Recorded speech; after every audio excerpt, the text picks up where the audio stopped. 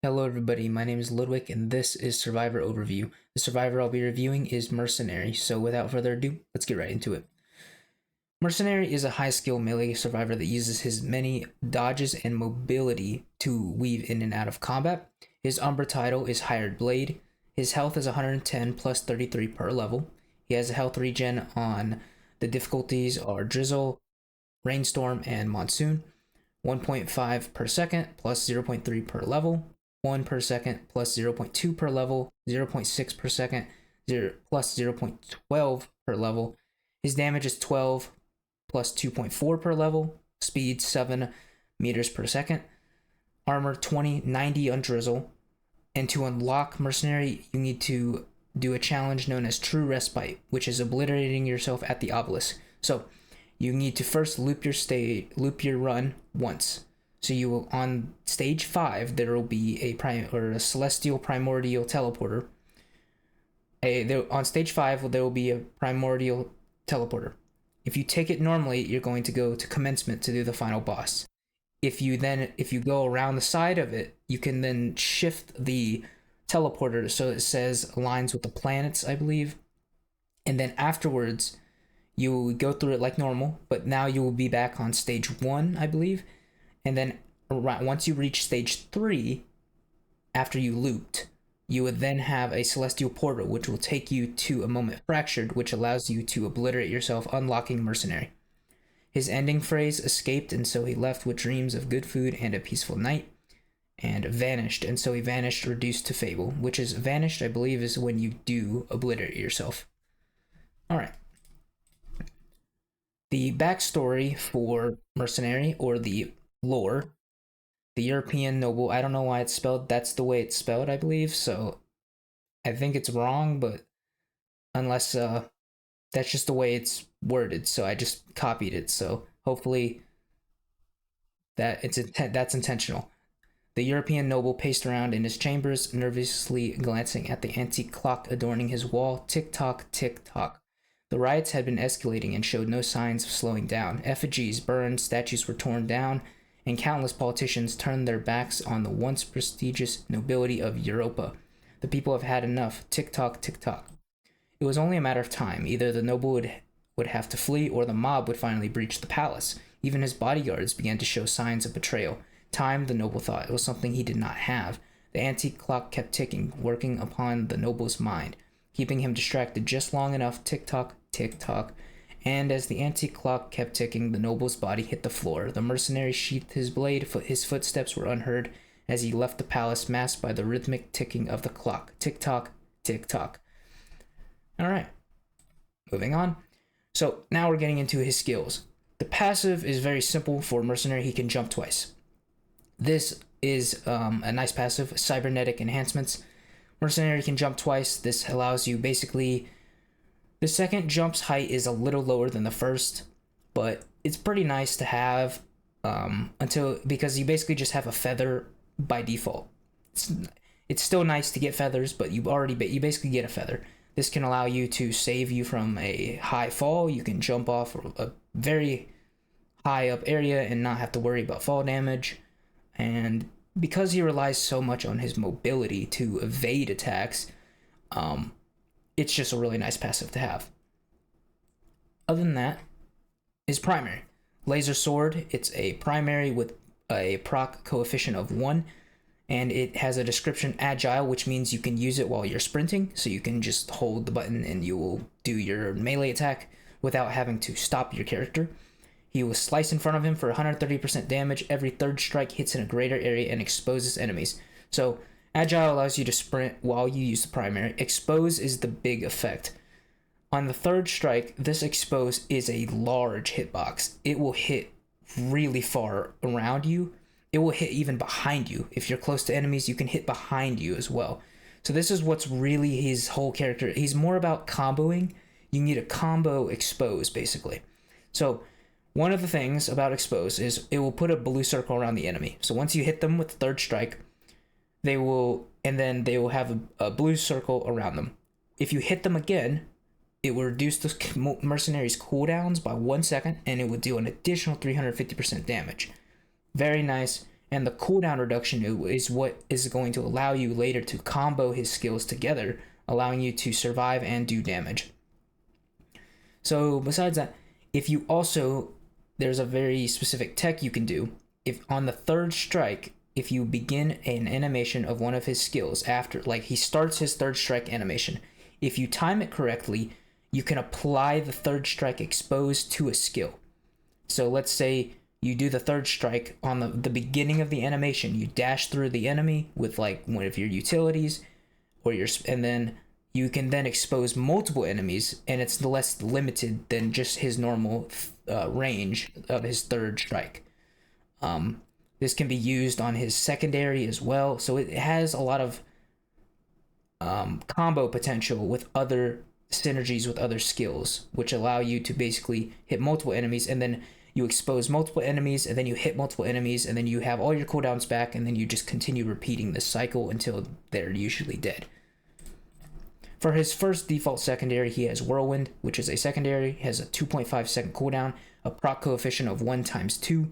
He will quickly slice horizontally twice, dealing 2 times 200% damage. If airborne, he will slice vertically instead.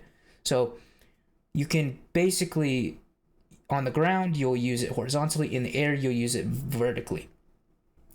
The animation speed improves with attack speed, such as syringes, which decreases the distance traveled. Whirlwind can be used on slope geometry to launch oneself. This is known as trimping. So basically, it is not exclusive to Mercenary, but his skill basically allows him to do it a little more easily than others. You basically need to go up to a sloped rock or some type of object, and if you're basically going to be doing the horizontal, you need to basically be on the ground instead of vertically in the air, and you basically are going to just use your skill, and it should, depending on the angle, change the horizontal momentum into vertical momentum, allowing you to go up instead of just straight forward, basically. It's a little finicky, but you can definitely do it, and it can allow you to reach places you typically wouldn't, which is nice. You can also you can skip the pillars on commencement if you have a good spot to jump up there. It's also, but having something like the Milky Chrysalis also helps, the equipment that allows you to fly, as that will also help you, and a bunch of feathers help too. You can also use this secondary to just halt your momentum in the air. So let's say you double jumped by accident, you jump off a high place and you're about to just take a bunch of fall damage. Well, you can just use Whirlwind before you hit the ground, or somewhere in between, so hopefully it can reduce the fall damage you take or just negate it completely. So that's really nice. So if you're ever in a bind, you can just use the secondary to stop your momentum, which allows you to basically safely land without taking a ton of fall damage, as technically you won't probably die from fall damage, but it can leave you in a bad spot. His other secondary, Rising Thunder, a 2.5 second cooldown, proc coefficient of 1. You will do a slicing uppercut. He will deal 550% damage and send you airborne. This is nice. The 500% damage is very solid, specifically if you had bands like Renault's band or Kajaro's. This will allow you to basically proc those bands reliably, but the biggest thing about this skill is that it is an uppercut, but it has less utility compared to Whirlwind, but it has more damage. It's really just up to personal preference on which one you want, Rising Thunder or Whirlwind. You really can't go wrong. They're both good. Just it depends on your personal playstyle and how you want, what skill you personally like better. They both have ups and downs, and it's really just up to you. The damage is pretty nice, but it has less utility, and you're not going to probably be able to get as much vertical momentum compared, even if it's an uppercut, but it doesn't have as much trimping potential as the Whirlwind. So you unlock this skill by not touching the ground by Mercenary Challenge Demon of the Skies, which is when you don't touch the ground for 30 seconds. There's multiple different ways you can do this challenge. An easy way is getting chrysalisks and maybe some fuel cells and feathers. Get the chrysalisk, equipment, activate it, which gives you the wings for like 15 seconds. Get maybe a fuel cell or two, and now you can basically just sit in the air for 30 seconds. Very simple. An easy way to do it without doing any of that is just going to stage 5. Stage 5, the currents in the air that will take you basically around the area. You can just go back and forth, and that technically counts as not touching the ground because you're in an air current, so you are in the air. So you can just go back and forth. You can, let's say, use a dash, jump up there, go forward, and then just use a dash and go back into it, and then just keep going back and forth because you'll have the cooldown by the time you reach the opposite side, basically. And that's about it. It's really just a personal preference skill. I typically use Whirlwind, but I haven't really used much Rising Thunder. I will give it a shot sometime, though, as it is pretty good, and that's about it. For utility, his default is Blinding Assault, which has a cooldown of 8 seconds and a proc coefficient of 1. He was stunning. It has a stun effect. Dash forward, dealing 300% damage. If you hit an enemy, you can dash again up to 3 total. So the icon will change depending on how many uses of the skill you have before it goes on cooldown. If you first use it, you have blue for 3 uses, and then it'll go yellow for 2 uses, and red for 1, and then it goes on cooldown. So you have to basically chain it. You hit enemy, and then you dash through another enemy, etc. The attack speed, the animation speed, and distance traveled is improved by attack speed bonuses, such as syringes. And you have a 2.66 seconds to use the skill again after striking an enemy before it goes on cooldown, as long as you have a charge remaining. It will grant you invulnerability frames for 0.3 seconds and a linger for 0.3 seconds. At the end of each dash, for a total of 0.6 seconds of invulnerability frames per dash and a total of 1.8 seconds for all dashes combined. So invulnerability frames allow you to basically not take damage, but it's a very small window, so you have to be pretty careful still. It's pretty good, but I typically don't use it compared to the next one, which is Focused Assault. It's an cooldown 8 seconds, proc coefficient 1, stunning again, dash forward, dealing 700% damage, and expose enemies after 1 second. So just like before, we have the expose effect. This is another way to expose enemies instead of having to just use his third skill, or his third strike. With his typical third strike, he will do an exposing attack. You can also chain that with other attacks. As we talked about earlier, you can extend it. If you use a skill on the third strike animation, it will also expose enemies. But this one will expose enemies by itself. You dash forward, you deal a bunch of damage, and you expose enemies after 1 second. This allows you some pretty nice combo potential, the way I use it. I use it with the special ability, Slicing Winds, but we'll go over that a little later, because it allows me to basically, I dash forward, I deal a bunch of damage, the enemy gets exposed, I turn around, throw it's a ranged attack for another skill later, which then allows me to proc expose, does more damage, and then I just get my cooldown back faster. I mean, it's really nice. It's very simple, covers ground, allows you to engage enemies. I like it more than the previous utility, as Blinding Assault, while good, I don't typically make a lot of use of the dash again mechanic. I'd rather just have the one dash to get in the enemy's face and do a big burst of damage, and then have the ability to get out, because typically either the enemy's dead or I have to just wait a few seconds to then get back at the enemy and dash right through them again. You unlock this challenge by doing Mercenary Flash of Blades, which is use 20 abilities in 10 seconds. This is not that difficult to use, to do. Simple ways you could probably do it. If you stacked a ton of backup mags, you could probably easily do it. I mean, you basically just button press, basically. Like, eventually you'll get so many things that you'll have his cooldown reductions with the expose effect, and then you'll get cooldown reduction, and then you just spam abilities until you'll get it naturally. It's pretty simple. There's not really a lot to it. If you really want it quickly, you could probably just get a bunch of backup mags and spam his second skill, and just keep doing that over and over again, and you could probably do it super quickly. For his special, he has 2. Eviscerate is the first one. Has a cooldown of 6 seconds, proc coefficient of 1 × 7+. Target the nearest enemy, attacking them for 110% damage repeatedly. You cannot be hit for the duration, so you're basically immortal. It lasts for 1.3 seconds after casting, and you're invincible. And you're invincible for 0.6 seconds afterwards. You would damage enemies 7 times at base attack speed. The amount of hits increases with bonus attack speed, but the duration does not. So if you have syringes or predator instincts, you will increase your attacks, but it does not last any longer. If no enemy is targeted, you would just dash forward.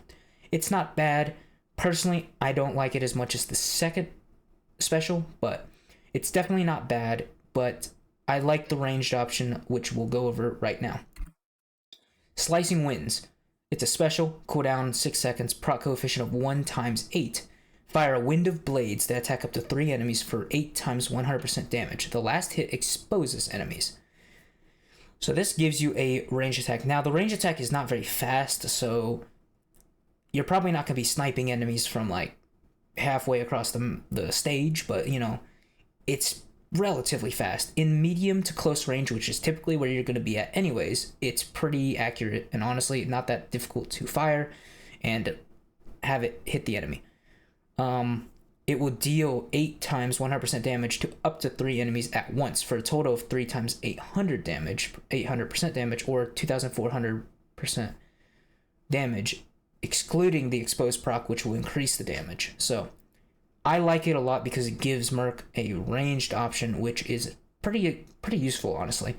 I know he's mainly a melee character, but it's technically a ranged attack, but it's really a melee attack. He fires basically, you know, it's like an after image of himself, and that basically like slices them. So it's very powerful though, and it allows you to deal with some pesky enemies like wisps and brass contraptions, enemies that typically, some enemies you just don't want to get close to, specifically like magma worms and overloading worms. Even if you're a melee character, they have so many extra AoE effects, which I'll go over a little later, that without some way to deal with them, it's pretty risky. You know, getting close to those enemies, they excel at melee. Getting close to, let's say, an imp overlord is not exactly the most fun thing, but if you have slicing winds, you can just fire the blades at them. You could dash through them first, and then shoot at them with slicing winds, and then retreat to safety, because they do a lot of damage up close, and they can easily end your run if you're not careful. A lot of threats in this game are melee, so it's pretty risky to get close to them, too close to them. It can be done, but I like having slicing winds just for the fact that it gives me a ranged option, basically. To unlock it, you need to complete Mercenary Ethereal challenge, which is completing a prismatic trial, which is a game mode, an alternate game mode. So you go into the game and there should be an alternate game mode section. You click that, and then you go into prismatic trial. They are different depending on, they change, they alternate. Some are easier, some are not as easy. It's not usually too hard. Without 100% health, I did it, you just kind of, well, basically one of the easiest ways was the one I did it on, basically it made it so you had basically no HP. So you died in one hit anyways, so, but you did a bunch of damage extra, which made it pretty easy to complete. So probably you're basically just gonna have to make use of your iframes and try to stay away from like AoE effects from enemies if they have like fire, because if you're doing the one where you have less HP, it's pretty risky. Other than that, it's basically just check with the prismatic trial and see if it's gonna be easy or not, or just keep trying. Alright, so this section, I'm going to first put on a disclaimer. Items, I'm not going to go over every item in the game because that would take too long. Notable items, this is a game where you can basically do whatever you want. You know, you can win with whatever you want. This is just items I personally like using on Mercenary, so this is more of what I like using, and this is like whatever items I think work well on him. But take it with a grain of salt, and honestly, you can use whatever build you want, really. This game has a lot of build diversity, and your playstyle is probably different than my playstyle, and that's perfectly okay. So what I find good and useful, you may not find as good as useful. So, and that's okay. You can use whatever you want. It's not really that difficult. I'm sure there are people who've done like clips and stuff, and yeah. And honestly, you don't really need the best items quote. Like, sure, maybe there's some items that are more recommended, but I mean, at the end of the day, if you're good enough, it doesn't really matter what items you got. You can win anyways. For survivability, I personally like having some tougher times. Topaz, I typically don't grab Topaz, but tougher times is nice for the fact that it can block damage, and as a character that is squishy as Merc, having something that can just negate damage is pretty useful if you stack it enough. because the fact that when you do get hit, having something that could just not you can block damage is pretty nice. Infusions are extra max HP, which are nice. Not typically what I go for, but having a few is not gonna hurt. Harvester Scythe, I go for this pretty early, depending on if I get crit glasses. It's a reliable way to heal yourself, so having some self-sustain as Merc is very good, just in case you take environmental damage or anything. Having something to deal with that is good. I like building crit, so I typically grab Harvester Scythe. The old stealth kit is typically just in case you get on low HP, you'll go invisible for a few seconds. I don't typically grab this, but it is a survival item, so I put it here. The fuel cell, I kind of just put it here because it will depend completely on what equipment you bring, but typically fuel cells are just going to be good. It's going to make you're going to get more uses out of the equipment, but some equipments do help survivability, like the Jade one, but in general, it really just depends on what equipment you bring, so I just put it in the survivability tab. For damage, I like building crit personally, so Millions Makers are usually some of the first items I get. When I make a build, I try to cover the weaknesses of the character. So Merc he's not really the most high damaging character survivor in the game, and that's okay because he has a lot of tools to survive with his iframes and his ability to his mobility, allowing him to strafe around enemies and to just avoid taking hits in the first place. So of course, if he had insane damage, he'd just be kind of busted. So, but he has respectable damage. I like building crit chance with Harvester Scythe. Focus crystals are really nice, because of the fact that they're great on any melee character, because focus crystals increase damage to enemies around you. It's like 13 meters, and if you're a melee character, you're going to be close to enemies, so having that ability to get closer to enemies will basically just make them take more damage. Tri-tip daggers for bleed. Bleed's always nice to have. Crowbars, having that big instance of burst can be very useful. Enemies have high HP, you just use a dash or use some like slicing winds, and now you basically killed them because you get the extra damage bonus. Armor piercing rounds are very reliable against bosses. Typically I grab a few of these because bosses, I like dealing with bosses very quickly, so I typically grab armor piercing rounds just so I can burst the boss down very quickly, so I don't have to worry about the boss. ATGs are nice to have, but not super high on my priority list for damage. I typically grab ATGs later, so Bandoliers can be very useful due to the fact that Merc is a very combo-oriented character, so having anything that can refresh his skill cooldowns is nice. Though you will probably have pretty short skill cooldowns with Expose, it's still nice to have a nice extra layer of just free skill, basically. So let's say you got Bandolier, and then you use skill, but the enemy's not exposed, well then you just get an extra use of your skill, so pretty nice. For mobility, I typically just grab the feathers. Sometimes I grab energy drinks as well, specifically with a combo for the boss item I'll go over later. I don't typically grab wax quills, but all of those are pretty good items for Merc. Energy drinks I typically mix with a boss item, Little Disciple, which I'll go over later. Hoppo feathers just gives you extra jumps. That's about it. AoE, I typically try to cover, this is the big, in my opinion, weakness. I typically, even with slicing winds that I typically use, AoE tends to be one of the areas he can struggle with because he has a melee attack, so he just hits them with swords. So while it does have some increased range on the third strike, it's not exactly, he doesn't have a lot of ways to deal with lots of groups, lots of wisps or anything. You can mitigate this with slicing winds, but not completely. So having an area of effect items really does help him, especially when there's lots of enemies and in general. So I typically grab some gasoline actually pretty early. Gasoline is very nice. Sticky bombs can help. I don't grab them typically that early. I like the gasoline better because it's guaranteed on kill, and sticky bombs are based on chance. Will-O-Wisp is nice for the lava pillars. Ukulele for extra procs chaining to enemies. The two bands, Reynolds and Kajaros, are great as well for extra burst damage, and they could go in the damage tab, but I put them down in area effect because they make a large area of effect, so can't go wrong. I like gasoline a lot on him. Specifically, I grab gasoline usually pretty early. For boss items, I typically run I put the Halcyon Seed on the third one there because Aurelionite is, it's kind of like a free item. I kind of think of it like that. So I put it there because it's nice to have, basically. It gives the enemies another target, but it's not really like, it's good, but like it's not really, it's not integral like to the character or anything. So the Little Disciple and Splatter Spleen are my main recommended items. That's what I usually grab. You could also maybe grab the Titanic Knurl. I like Little Disciple mixed with the mobility slot. The energy drinks, Little Disciple basically makes your melee character a ranged character.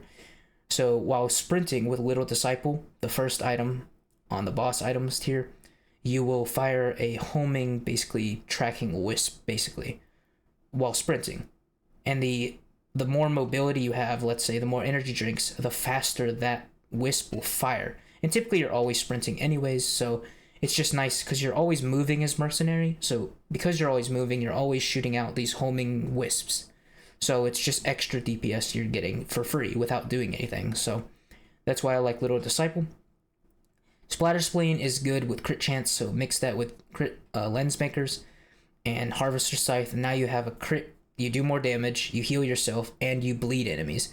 And then bleeding enemies will blow up. So Splatter Spleen gives you more bleed chance. So add that some, maybe the tri-tips, and then, well, actually you don't even need tri-tips because you crit.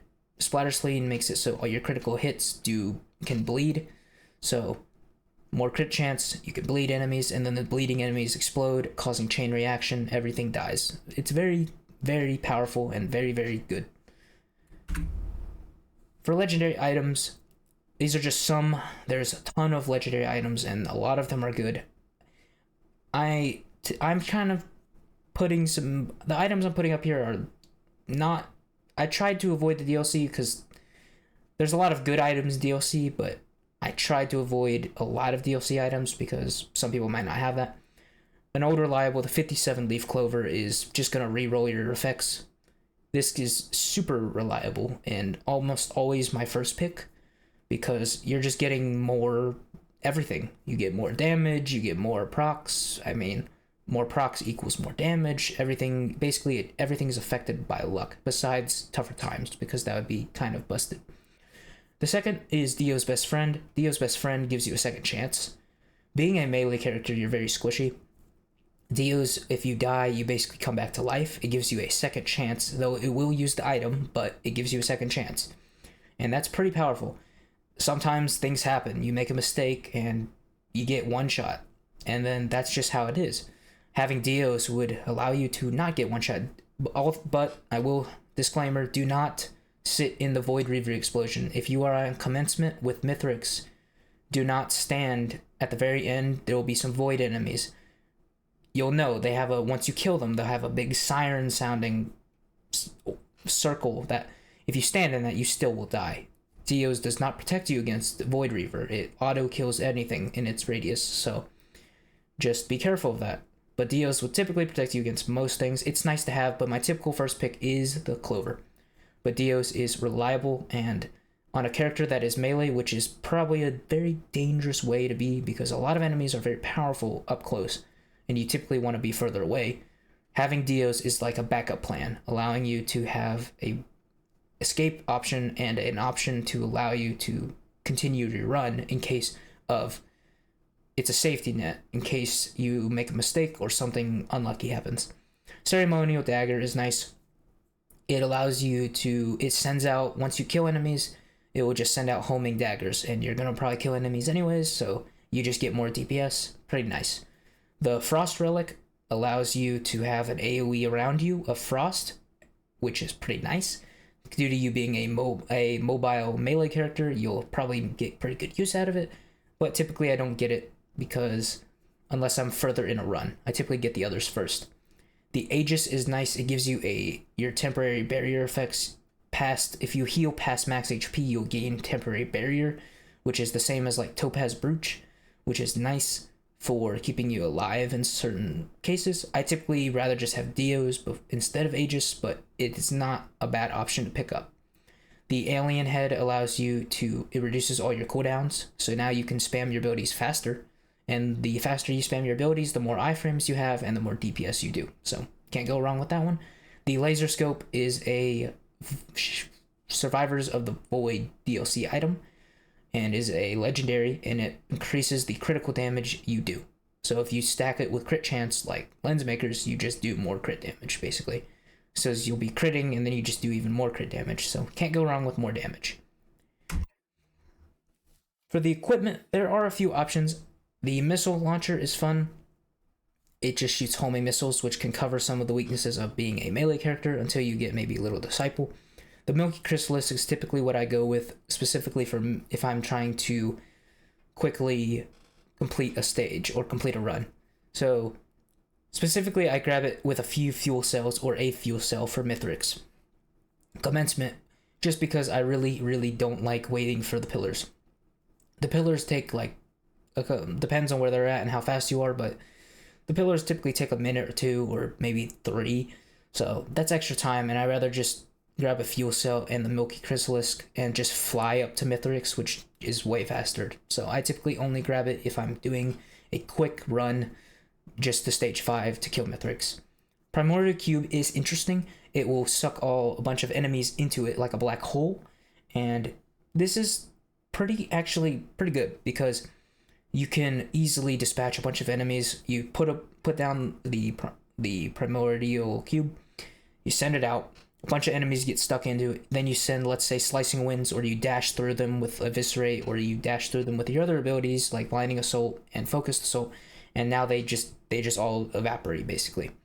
The Prion Accumulator is nice for, you can get this on Rally Point Delta. If you hit before the 10-minute mark, if you get to Rally Point Delta, there will be a chest that will spawn. It's timed. At 10 minutes, it will lock, but anything before that, you can grab it. Or you can just use Artifact of Command and grab equipment and just pick it up. It's basically a very high damaging equipment that has a long cooldown, but can basically annihilate any early boss, basically. And the Jade Elephant, I believe, is just a extra armor. You'll gain 500 armor, I believe, and that is damage reduction, basically, which is pretty nice, especially, let's say, if you really want the survivability. You will take less damage, especially if you mix it with tougher times. It can really help if you are struggling on the survivability aspect, or you're very early on and you just want to have an item that can protect you. For lunar items, there's not too many that I could think of that I typically run. Gesture of the Drowned is always going to be good. It basically auto uses your equipment, the ones above. All those equipments, it will auto use them whenever they're off cooldown. A fun combo, you can mix Disposable Missile Launcher with a ton of fuel cells. I believe it's like 21 or something. And it will auto shoot missiles. So you can basically mix Disposable Missile Launcher, Gesture of the Drowned, which is a lunar item, which you'll have to buy in the bazaar. So you have to find a new altar, which will cost a void lunar coin, basically, to go to that bazaar. But once you get the Gesture of the Drowned, it has an annoying challenge to unlock, but besides that, it will auto use equipment, so you can mix it with a Disposable Missile Launcher and it will just auto shoot rockets, and they will home in on enemies. Mix that with a bunch of fuel cells and you'll basically have a unlimited rocket spamming. Every second you'll just have homing rockets firing literally constantly, and you basically don't have to play the game. So it's pretty fun for basically either winning or just playing AFK. So or if you're really far in a stage or a run, you can just get really far with that. Shaped Glass is an interesting one. It minuses your health but increases your damage. So you're kind of already super squishy. So I don't really run with it, but it's definitely an interesting combo. You could basically have a ton of damage and just don't get hit. And yeah, if you don't get hit, you can kill everything in seconds. But yeah, it's interesting, but I don't typically run it. For Void items, this is with the Survivors of the Void, I believe. These are going to be, they corrupt your other items. So the first item is, I forgot the name of, but it's basically the same as Tougher Times, except it corrupts it. It's a different effect. Each of these Void items have a different effect, but they basically replace other normal items. Like the one on the very end is it replaces Bungus with that corrupted purple item. The purple items do different effects, so depends on what they are, but they're basically just interesting. Like the second one is Needle Tick. It will get rid of all your tri-tip daggers. It will convert your items basically. So let's say I grab Needle Tick, right? The second item next to the teddy bear on the void section. It will replace all my tri-tip daggers with Needle Ticks, and any tri-tip daggers I then pick up afterwards will be Needle Ticks instead of tri-tip daggers. So it converts. So you have to be careful what you want, but they have different effects. And some of them are pretty powerful depending on the character and depending on what it is. Like, I forgot the name, but the first one, the teddy bear there on the void, replaces Tougher Times. So now you no longer have a chance to... You do have a chance to... But it will, instead of having a chance to block damage, it will block an instance of damage, guaranteed, but then it has a long cooldown, which will then be reduced the more you have. So it guarantees reduced damage, right? It stops one hit, but then you have a cooldown. So if you get hit after you get hit once, it blocks it. If you get hit again before the cooldown is up, you're going to take that damage. Well, Tougher Times, you have a percentage to just block the damage in the first place, but you're not guaranteed, unless you're very, very high, you're still not guaranteed to block that instance of damage. It's just different effects. They all have different ones. I don't remember all their effects, but I know that the first one on the void section replaces Tougher Times. The second one replaces the tri-tip dagger in the damage column. The third one replaces fuel cells up in the survivability column next to the old stealth kit. The fourth one replaces Renaud's bands down in area of effect next to ukulele, the Renaud and Kajaro's bands, and the Bungus I don't have up here, but the Bungus does give a nice effect, so the void corrupted one. So yeah, and remember, these are just what I use and what I typically go for, but of course this is a very small list and there's tons of items in this game, so these are just what I typically go with, and whatever you want to go with depending on your playstyle is perfectly fine, and I'm sure it's going to be great too. These are just what my sort of recommendations and what I typically use, but find items that fit your playstyle and the way you want to play and whatever you want to accomplish. You know, the whole point of the game is to have fun, and pick whatever you think is going to allow you to have the most fun. It doesn't really matter what I say. So alright, in conclusion, Mercenary is a highly mobile survivor with a lot of unique abilities. I'm not going to read this whole thing, but basically, he's really fun. I like playing him. He's one of my favorite characters. I don't know, I really like playing that sort of mobile melee character. While he is squishy, I do like the dash, allowing you to just move around quickly. I really like slicing winds. If you are fighting magma worms or overloading worms, if you don't have a teammate and you're fighting solo, I would highly recommend slicing winds, but you could still use Eviscerate. It would still work. You're still invincible, but I'm more worried about the fact that they have so much AoE effects, and those AoE effects can typically, one wrong hit and you're basically dead. It does so much damage. So I typically try to dash through them to expose them and then turn around quickly, slicing winds to just do a bunch of burst damage, and then just continue chaining that over and over again until they're dead instead of risking getting close to them. Same thing with Mithrix. Mithrix, you can try to melee him, but typically I just dash through him and throw slicing winds at him because I find it easier than risking. I've lost a run before because I got close to him I was trying to melee him, and then he just pulled up on me with the hammer and just smacked me in the face, and I insta died. So I did not, obviously the Tougher Times did not help. So yeah, and that's really all. Mercenary is a lot of fun, and yeah, I hope you enjoyed this video, and I'll see you in the next Survivor overview. Have a good day.